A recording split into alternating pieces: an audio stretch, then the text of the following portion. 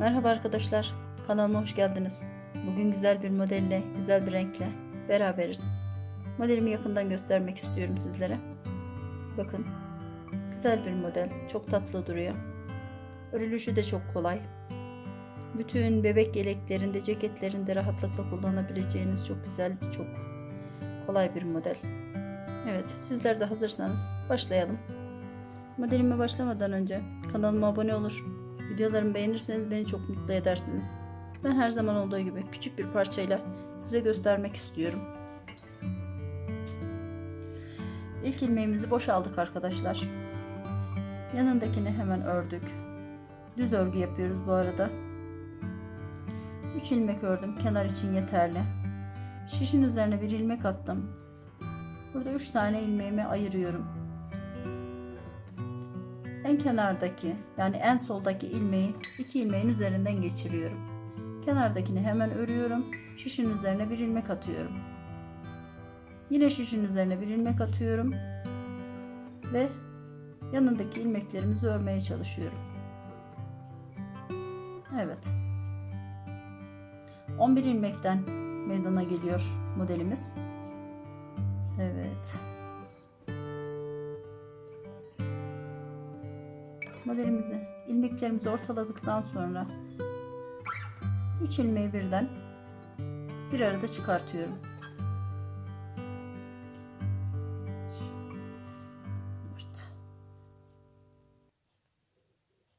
Evet. Yine kenarda yaptığımız işlemin aynısını yapıyoruz. 3 tane ilmeğimiz kaldı kenarda.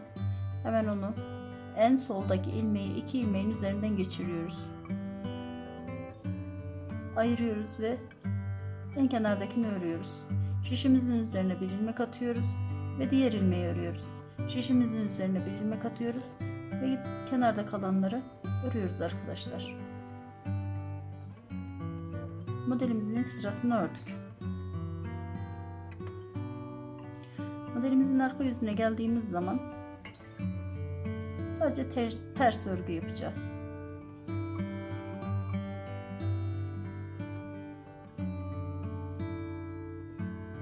Bütün ilmeklerimizi, şişimizin üzerine attığımız ilmekler de dahil olmak üzere hepsini ters yapıyoruz.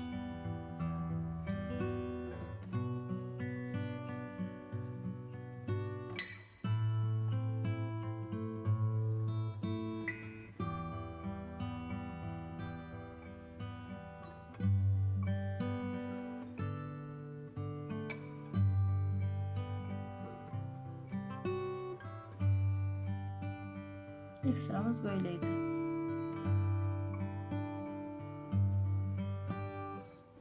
Hemen örgümüzün ön yüzüne geldik. Kenardaki ilmeğimizi boşaldık.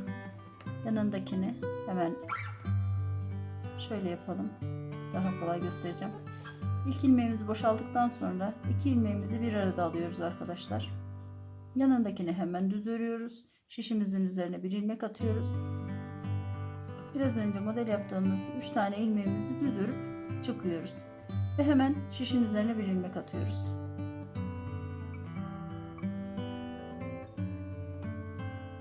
Biraz önce üçünü bir arada topladığımız ilmeklerimizin üstünden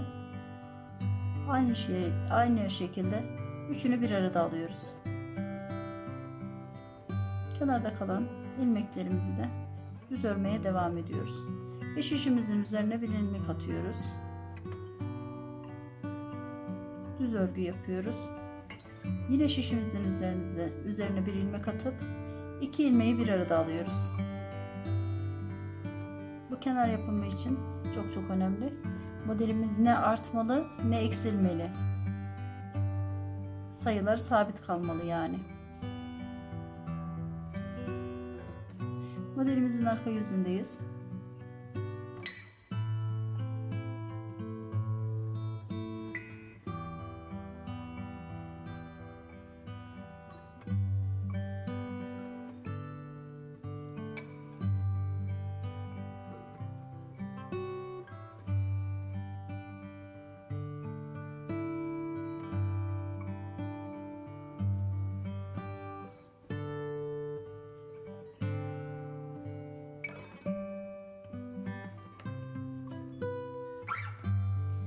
ön yüzüne geldik.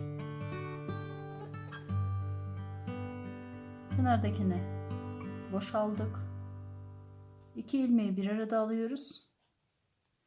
Yanındaki ilmeğimizi, artırdığımız ilmeğimizi düz ördük. Şişin üzerine bir ilmek attık ve 3 tane ilmeğimiz vardı.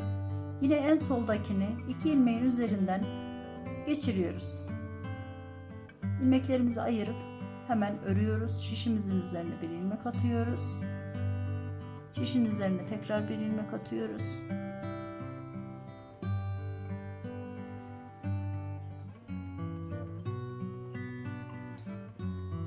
Burada 4 tane ilmek ve 1 tane şişin üzerine attığımız ilmekle birlikte 5 ilmeğimizi örüyoruz.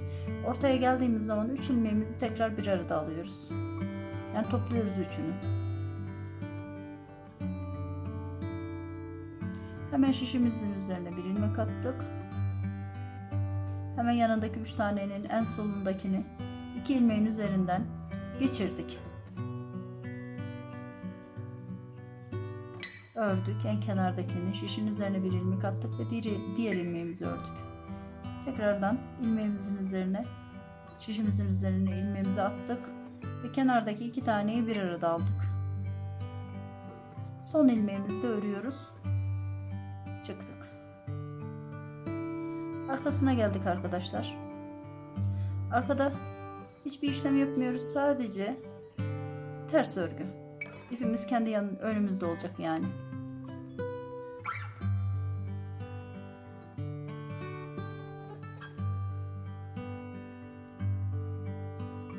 Modelimiz ortaya çıkmaya başladı.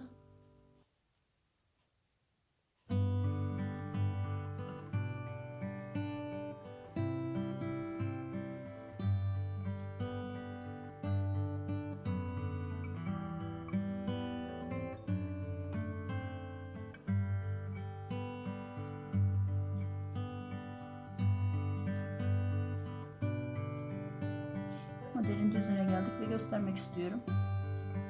Bakın. Küçük bir model belirdi. Şimdi tane tane göstermek istiyorum tekrardan. İlk ilmeğimizi boşaldık. 2 ilmeğimizi bir arada aldık. Bakın 2 ilmeğimizi bir arada aldık. Hemen yanındaki ilmeği ördük. Şişin üzerine bir ilmek attık. Yanındaki ilmeklerimiz 1, 2 ve 3 ördük. Şişin üzerine ilmek attık. Hemen yanındaki ilmeğimizi örüyoruz. Kaç tane ördük? 1, 2, 3, 4, 5 tane. Şişin üzerine attığımız ilmekle birlikte 5 tane. Hemen örgümüzün, modelimizin ortasını buluyoruz. Şu ortası. 3 tane taktım. Ortası. Üçünü bir arada çıkartıyoruz. Hemen 1, 2, 3, 4. Bir tane de şişin üzerine atıyoruz. 5 ilmek. Hemen yanındaki 3 ilmeğimizi düz örüyoruz. Yine şişin üzerine bir ilmek atıyoruz ve yanındakini örüyoruz. 2 ilmeğimizi birleştirip tek seferde çıkartıyoruz. Şimdi burası 9 sıra olduktan sonra farklı bir işlem yapacağız. Sayalım. 3, 5, 7, 9 sıramız oluştu. Burada ipimizi karşıya alıyoruz arkadaşlar.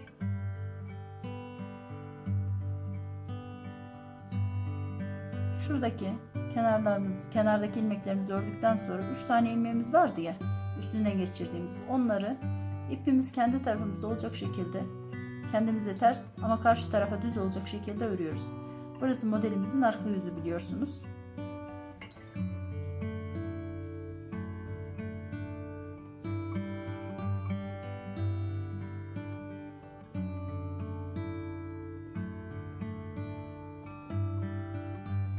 Evet. 11 tane ilmeğimizi düz ördük. Şimdi 3 tane ilmeğimizi ters örüyoruz. Diğer ilmeklerimizi de yine aynı şekilde düz örüyoruz. İpimiz karşıda olacak. Modelimizin yüzüne geldiğimiz zaman ipimiz karşıda olacak. Hemen ilk ilmeğimizi aldık. 2 ilmeğimizi bir arada alıyoruz. Yanındakini örüyoruz. Şişimizin üzerine bir ilmek attık.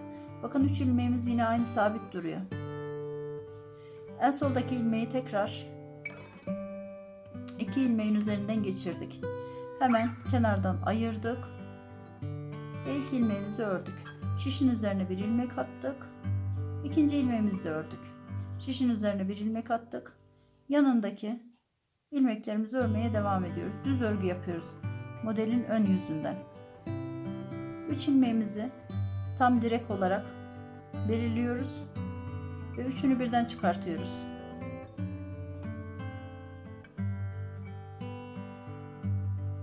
Geri kalan ilmeklerimizi düz ördük. Şişimizin üzerine ilmeğimizi attık. Bakın yine 3 tane, bu kenarda olan 3 tane ilmeğimiz burada yine mevcut. En soldaki ilmeğimizi 2 ilmeğin üzerinden geçirdik. Hemen kenardakini ördük. Şişin üzerine ilmeğimizi attık. Tekrardan şişin üzerine ilmeği attık ve kenardakini ördük. Ve 2 ilmeği bir arada aldık.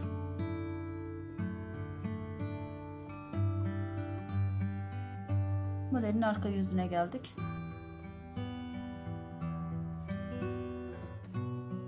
İpimiz karşı tarafta. 3 tane ilmeğimizi ördük. İpi kendi önümüze aldık. 3 tane ters ördük.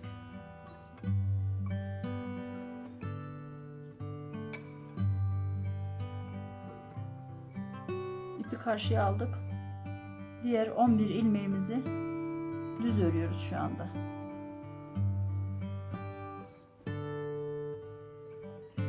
Yani haroşa örgü yapıyoruz 11 tane ilmeğimizi. Yine geldik 3 tane ilmeğimizi ters örüyoruz. İpimiz kendi önümüzde olacak şekilde. Diğer ilmeklerimizi düz öreceğiz.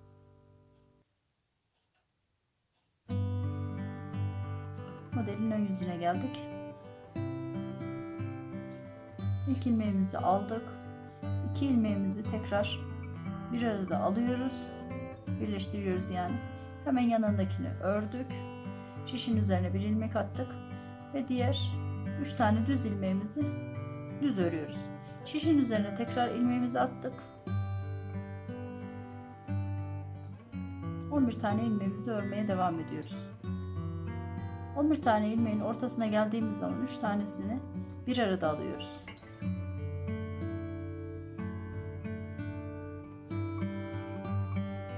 Hemen şişin üzerine bir ilmek attık.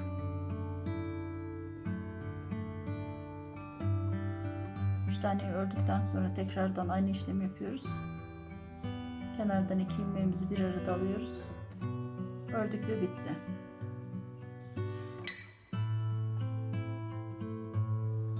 Kenardakini ördük. İpimiz karşıda olacak. 2 3 ilmeğimizi düz ördük. 3 ilmeğimizi ters ördük. Yani modelin arka yüzündeyiz diye ters örüyoruz. Yoksa modelin ön yüzünde düz olması gerekiyor.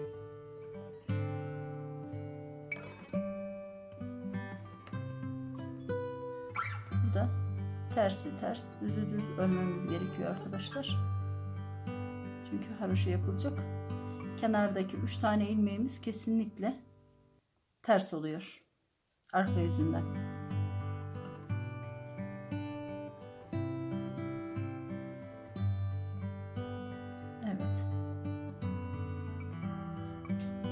Modelimiz bayağı belirginleşti.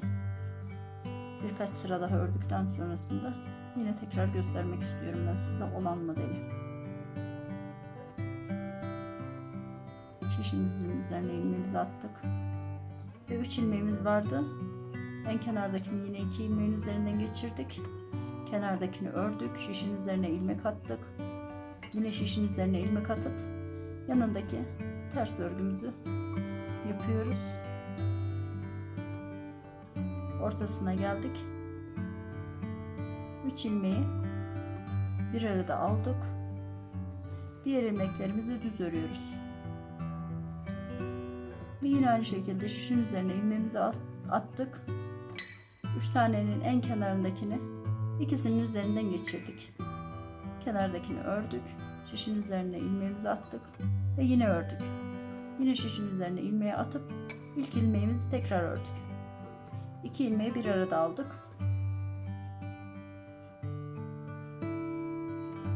Modelimizin arka yüzünden tekrardan 1 2 3 şunu şöyle o 3 tane ilmeğimizi ters örmeye devam ediyoruz. İpimiz karşıda. Haroşa yapıyorduk burayı. 11 ilmeğimizi haroşa örüyoruz şu anda.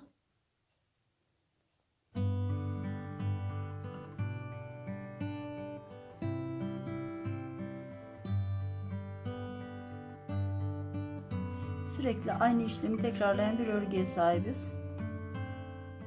Eminim zorlanmadan yapacağınız bir model.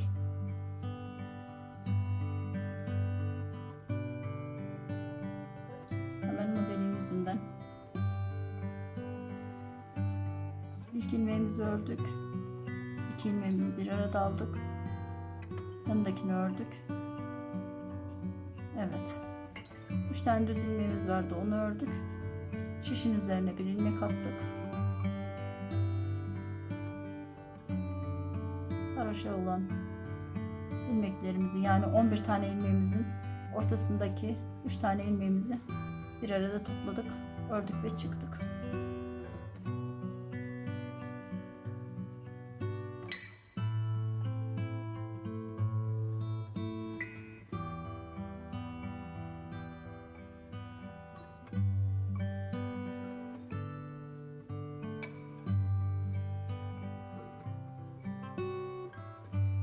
Şimdi bu sıraya geldiğimiz zaman modelin arkasından haroşa yapıyorduk, ipimiz karşıdaydı ya, artık değil, ipimizi önümüze alıp bütün ilmeklerimizi ters örüyoruz arkadaşlar. Bütün ilmeklerimizi artık haroşa ördüğümüz sıralarımız bitti. Hepsini ters örüyoruz. Yani modelin arka yüzünde ters görüntüsü olması gerekiyor.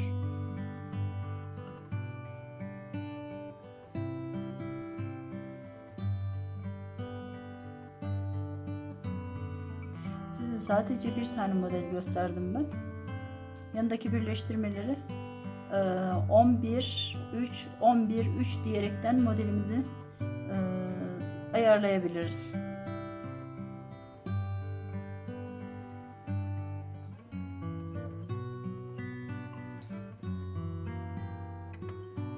Hemen ilk ilmeğimizi aldıktan sonra 2 ilmeğimizi bir arada aldık.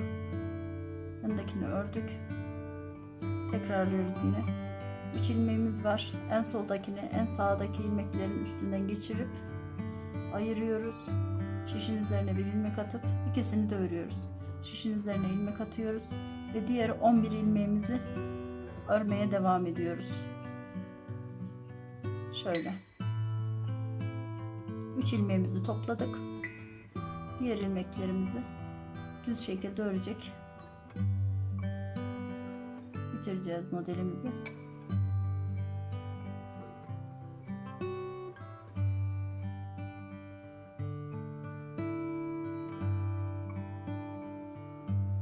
Son 2 ilmeğimizi ördükten sonra modelimi göstermek istiyorum.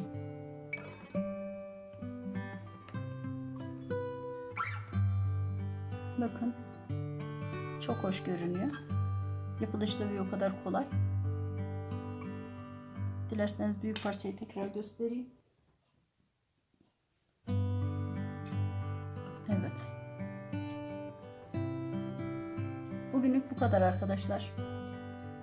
Umarım beğenmişsinizdir. Kanalıma abone olup videolarımı beğenirseniz çok mutlu olurum. Kendinize iyi bakın. Hoşça kalın.